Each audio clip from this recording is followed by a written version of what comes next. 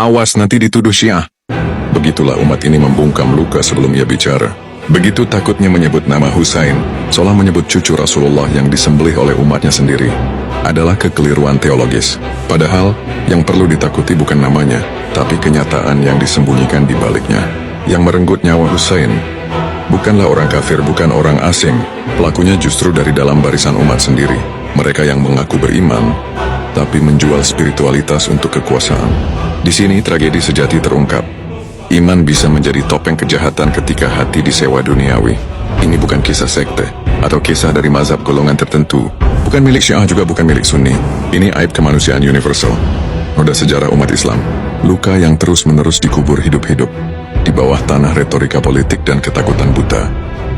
Penguburan ini adalah bentuk penolakan diri yang masif, sebuah amnesia kolektif yang disengaja demi mempertahankan mitos identitas yang utuh. Karbala adalah cermin gelap yang tak pernah bohong, yang memantulkan dua wajah.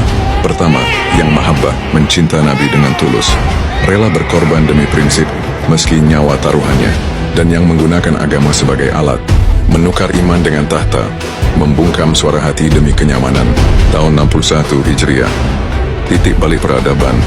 Di padang Karbala yang gersang, Husain bin Ali, darah Nabi, cahaya Fatimah, berdiri tanpa pasukan, tanpa ambisi kuasa, hanya membawa senjata terkuat, prinsip yang tak mau dijual, dan membawa satu kalimat yang menggetarkan langit. Husain bin Ali berkata, orang seperti aku tidak akan membayat orang seperti Yazid. Itu bukan fanatisme, itu hakikat nurani yang membelah zaman.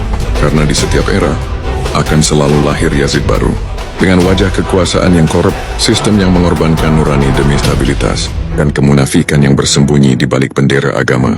Begitu juga setiap zaman selalu akan dibutuhkan keberanian Husain, suara yang berani tegak di tengah samudera diam, dan jiwa yang menolak membungkuk meski nyawa dan keluarga taruhannya.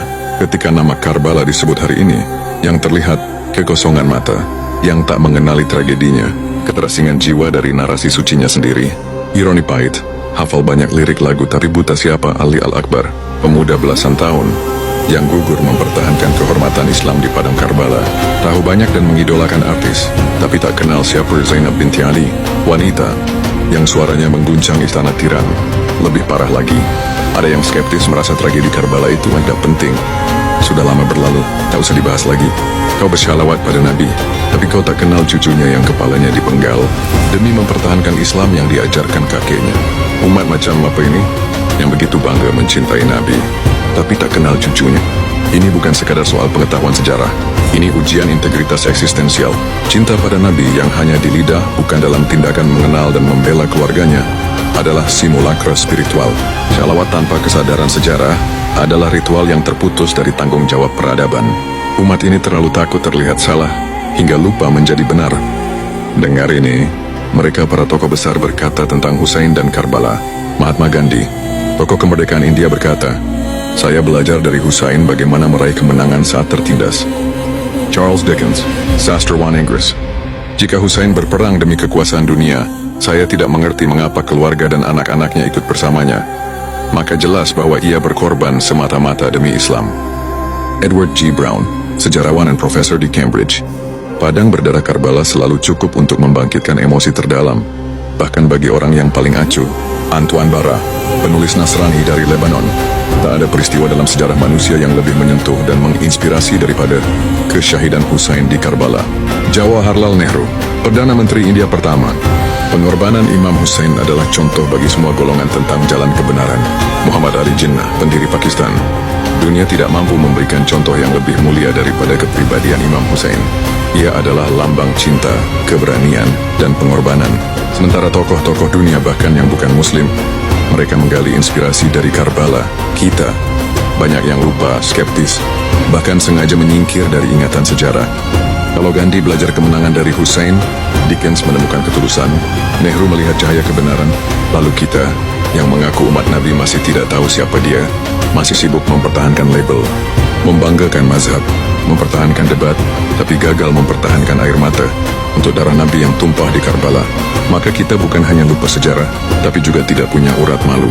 Mereka pikir Karbala adalah sejarah masa lalu, padahal Karbala adalah madrasah ruhani, tempat jiwa ditelanjangi, ego dipatahkan, dan tauhid dimenangkan bukan lewat wacana tapi pengorbanan.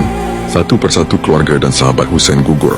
Ali Akbar Qasim Hurrarariyahi Habib bin Mazahir, lalu Ali Asgar, bayi 6 bulan yang kehausan, balas dengan panah mata 3. Dan ketika hanya Husain yang tersisa, dia tidak berlutut, dia sujud, lalu menyerahkan jiwanya, bukan pada dunia, tapi pada kebenaran mutlak. Tidak perlu kau alergi Karbala. Justru wajib mencintai Ahlul Bait adalah bagian dari iman. Dan mengenang tragedi ini bukan ratapan, tapi ibrah agung, bahwa kebenaran tak pernah menang dengan jumlah, tapi dengan keberanian. Karbala sedang berulang, bukan di padang pasir, tapi dalam bentuk kepengejutan yang dilapisi dalil, dalam bentuk skeptisisme yang kalian sebut netralitas, dalam bentuk kebodohan yang kalian bungkus sebagai jangan ikut-ikut. Dan hari ini, kau bisa hidup bebas, sholat di masjid pakai peci, pakai sorban, baca Al-Quran tanpa takut dibakar, karena seseorang dulu pernah rela lehernya disembelih, agar umat kakeknya tak jadi boneka penguasa, agar nama Islam tak dikencingi oleh kekuasaan yang menjual agama untuk harta dan tahta. Tapi lihatlah dirimu hari ini. Kau punya semuanya, tapi tak punya satu tetes pun air mata untuk mereka yang kehilangan segalanya di Karbala. Kau punya semua dalil, tapi tak punya keberanian untuk mengakui bahwa kita telah gagal menjaga kehormatan darah Nabi sendiri, dengan menganggap sejarahnya sebagai masa lalu yang usang.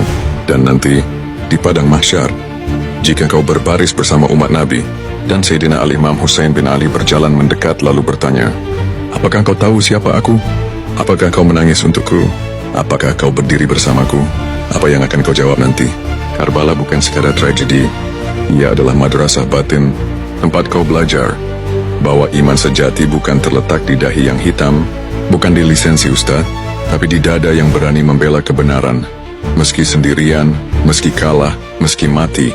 Dan jika saat ini, kau masih bisa diam sejenak, merasakan sesak di dada saat nama Husain disebut, dan tenggorokanmu tercekat saat mengingat darah Nabi tercecer di pasir Karbala, maka barangkali masih ada cahaya yang belum padam di jiwamu.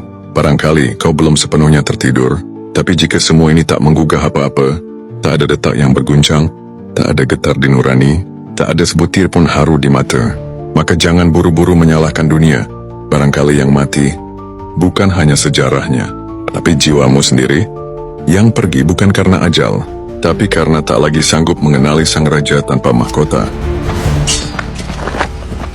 Allahumma anta thiqati fi kulli karb, wa anta rajai fi kulli shiddah, wa anta li fi kulli amrin nazala bi thiqatu wa uddah.